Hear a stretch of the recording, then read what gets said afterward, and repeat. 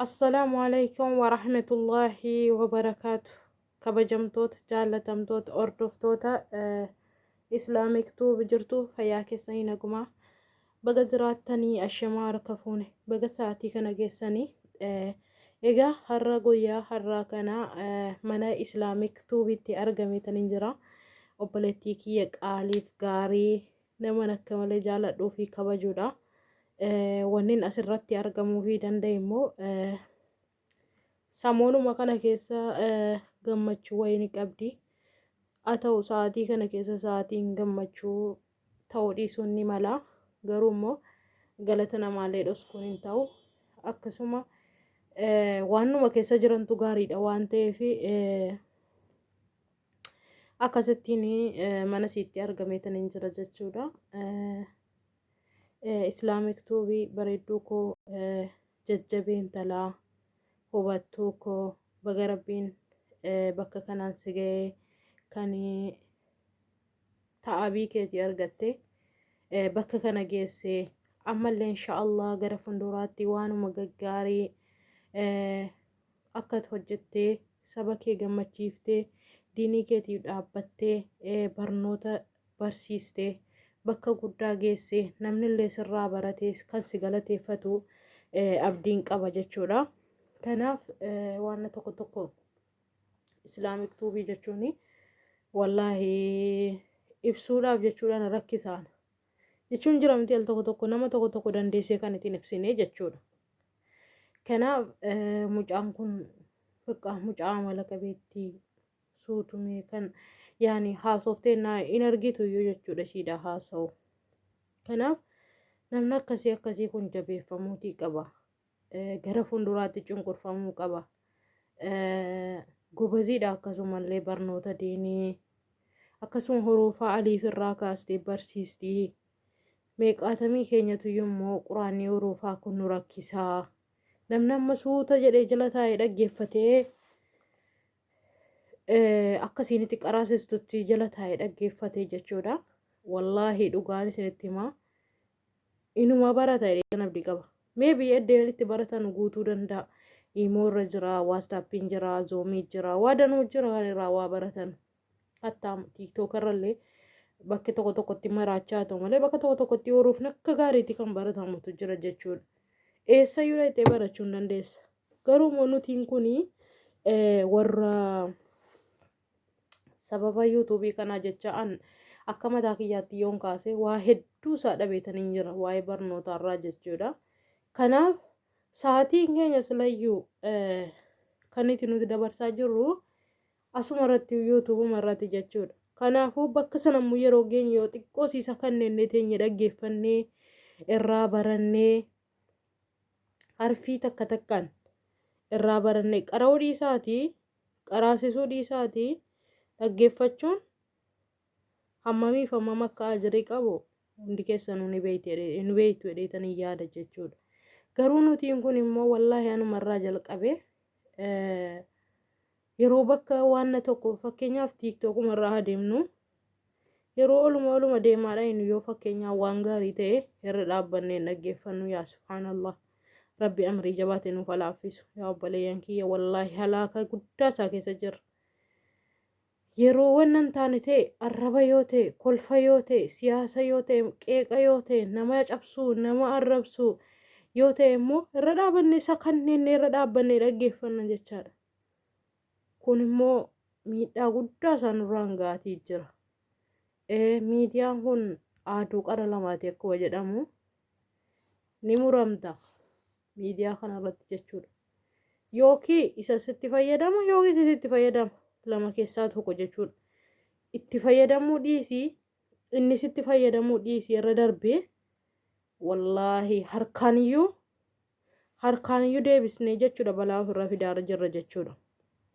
Kanaafuu jennaan amma dandeessaniin bakka waan ka'ee argitanitti bakka waan gaariin hojjetamaa jirutti bakka waa'ee rabbii batalay waa'ee rabbii quraana rabbiitti qaraamu bakka hadiisni daawaa fatwaa adda addaa yeroo bakka itti kennamutti billaa alaykum irran darbina taqillaa rabbii sodaadha irran darbina dhaggeeffadha maaliif yoo ustaasni jecha baay'ee dubbataa oolee tokko keessaa fudhachuun keessaniin oolu waan ta'eef tokko keessaa qabachuun keessaniin oolu waan ta'eef maaliif zabanni nuti irra jiru kun iyyuu zabana akiraanatti fakkaata wallahi hamma nu jiraannu samma rabbumatu beeka nutiin kun duuniyaadhaaf funduratti malee waa'ee akiraa waa'ee qabrii waa'ee cinqaa siraatii maal isa kana lafa keenya irraa achitti waan nuti lafa keenyaaf hin beekuan rabbiin nuuf araaramu kaatimaa keenya nuuf tolchu jechuudha. Innaa waa'ee kanarraa dubbachuu osoo hin taane gammachuu mucaatiif hin dhufe waan ta'eef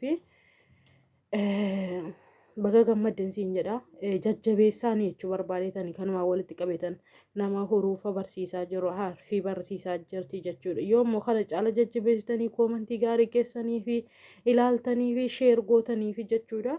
Wallaahi laazim mucaan kun tarii bakka guddaa geessee waan guddaa dalaguu dandeessi. Namni tokko si keessaa guddate jechuun akka waan ofii keetii guddateetti yaade. Tasanuu diinii rabbiitiin jechuudha. Namni tokko si keessaa waa beekee mii namuma waa barateef nama waan barani wal bira qabaa laala kabaja qaba jechuudha. Maaltu kabajattan? Waa'ee rabbiiti kaa.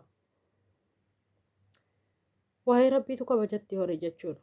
Namni beekumsa qabu yoomiyyuu oluma sadarkaansaa gadi hin bu'u jechuudha. Kabaja qabaa.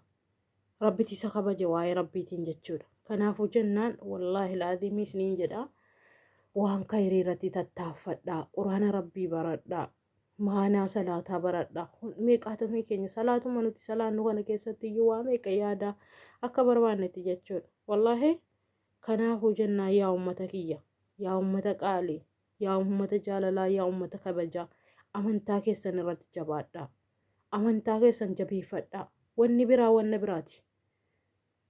Wanni kaan hundinuuyyuu duuniyaama kanarratti dhiistee deemta. Kan si faana deemu waan atadha khayriyaati dalagatteedha. Khayriyaata dalagatteetiyyuu borsi faana qabrii seena jechuudha. Malee kaan akka hiruun duuniyaa keerraa hammattii kana fudhattee hin deemtu jechuudha. Wallaahi dhugaan isinitti hima yeroo tokko yeroo taanii yaadanu baay'ee isaa namatti dhaga'ama jechuudha. Namatti dhaga'ama akka malee maaliif yeroo nuti keessa jirru kana keessatti yerootti namni nama nyaatu yerootti namni nama qalu yerootti namni billiitii gogaa namarraa gaffafaaruudha yeroo kun geesse subhaanallah waan hin takkaa hin argine waan takkaa waan isa ergasii dhagee ijaan hin argin gurraan dhageenye ijaan argine wanni hin argine isa kamtu hafe meme kamtu hafe wal bira dhaabatanii wal nyaachuu malee nyaatanii wal nyaatan ishimee maaltu nu hafe egaa hireen keenya maal jettanii yaaddu isin. Kanaafuu jennaan jechuudha. Wallaahi an dhugaan isinitti himaa waa tokkitti isa cinqaa keessan maal keessanis garuma rabbii deebisaa. Garuma rabbii deebisaa hundasaayyuu rabbiin subhaanahu wa ta'aalaa dandeettii isaatiin quwwaa isaatiin waan hundayyuu akka namarraa fideeniyyi namarraa fageessa jechuudha. Kanaafuu jennaan tokkoon kalaama dubbattan yeroo nama waa dubbattan arraba keessan eeggadhaa. Nama arrabsuu keessatti nama cabsuu keessatti nama qeequu keessatti nama abaaruu keessatti akka malee nama narsin abaarinaa nama sin abaarinaa isin hamiidhu malee miidhamaa fi darbaa nama miidhanii gammaduurra miidhamanii gaddu wayya maaliif jennaan namni ati miidhee miti ulaan rabbi siif banaadha jechuudha. Rabbiin si arga si dhagaa waan ta'eef inni miidhe immoo akka inni itti tasaqaayya'u isamaaf rabbi qofatu isa beeka sallee jechuudha. Ammallee waan hojjettan kullee keessatti immoo sodaa rabbiitiin guutamaa sodaa rabbiitiin akka rabbiin sodaattanitti maaliif qofaa kan kun jira an tokkittii ta'e amma bakka kanan jiraadheemi lammaffaan koo rabbi subhaanahu wa ta'aalaa quwwaa isaatiin jechuudha. An tokkittii ta'e bakka kana haa taa'u lammaffaan koo rabbi namni tokko na bira haa jiraatu lama ta'anii haa jiraannu sadaffaan keenya rabbi jechuudha. Bakka dhaqxanitti waan gootan irratti waan hojjettan irratti akka rabbiin isin argaa jirutti beekaa. Akka rabbiin isin argaa jirutti waan hunda keessatti sodaa rabbii qabaadhaa. Waan gootan hunda keessatti arraba nama arrabsitanu keessatti rabbiin nu haa qajeelchuuti. Arraba nama arrabsitanu keessatti waan namaan jettanu keessatti yeroo nama abaartan ajaadha abaarsa guddachuun illee jechuudha. Wallaahi laazimii obboleeyyan kiyya dhugaa dubbachuu fi yeroo tokko yeroo ta'anii yaadanu baay'ee isaa nama sodaachisa. Alhamdulillahi rabbil aalamiin alaa kulli haal rabbumatu kanas nu qaqqabachiise. Ingidihi isa boriis immoo rabbumatu ofirraa qaba jechuudha. kanaafuu innaa wal jajjabeessaa wal jaalladhaa wal kabajaa tokkummaa jabeeffadhaa sa'aatiin kun sa'aatiitti adda baanumti sa'aatiitti tokkummaa uumanii tokko ta'anii waa hundaan silaa tokko ta'an sabummaadhaan amantaadhaan isa nama miidhe yoo inni amantaa ati qabdu qabaate jechuudha akka malee siif caala jechuudha isatu siif caala obboleessa kee obboleettii keetii waan ta'eef jechuudha. Kanaafuu jennaan wal jajjabeessaa wal guddisaa namni kamiyyuu faayidaa mataa isaatii fi wanna kanarra dhufe waan ta'eef haa fayyadamu saba keetii obboleessa keetii nama musliimaa tokko irraa haa fayyadamu sheer godhaa fi laayikii koomentii babbareedaa barreessaa fi wal guddisaa waa tokko duubatti hin deebiinaa sodaa rabbii qabaadhaan isiniin jedhaa. Obboleettii kiyya kabajamtu islaamik tuubiyaati immoo jajjabaadhu duubatti hin deebiin nan beekaa rakkina kan kee wallaahi sa'aatiin qabaattee miti jechuudha tarii borna fayyadaa laata isa jedhudha malee osuma cinqamtu osuma hojii madaamii hojjettu cinqamtee iddoo kana ga'uun kan kee jabina keeti waan ta'eef ammallee jabaadhuutti fufii kana caala bakka guddaa ga'e kana caala waan guddaa sirraa eegnaa barnoonni ati hadha barsiistu kun immoo kan hadha duniyaa irratti si fayyadee akhiraatti si fayyadu rabbiin siif haa taasisu nulleen nama baratee barsiisu rabbiin haa godhu. Hunduma keessaniyyuu bakka isin jirtan hundatti rabbiin subhaanahu wa ta'aalaa quwwaa isaatiin bakka isin jirtan hundatti isin haa eegu isiniin jedhaa. Jabaadhaa duubatti hin deebiinaa har'a namni na laaluu dhiisee nama 10tu na laalee nama 5tu na laaleettanii abdiin kutinaa tarii har'a namni 50 si laalu borimmoo namni 50 si laaluu danda'a har'a namni 10 si laalu borko namni 100 si laaluu danda'a waan nan hojii keetti jechuudha hojii gaarii hojjedhaa. Waan hadhaa boriif dhaloota boriitii taa'u hojjedhaan isiniin jedhaa. Ulfaadhuu jabaadhuu duubatti hin deebiinii waan danda'amu waluma bira jirran siin jedhaa.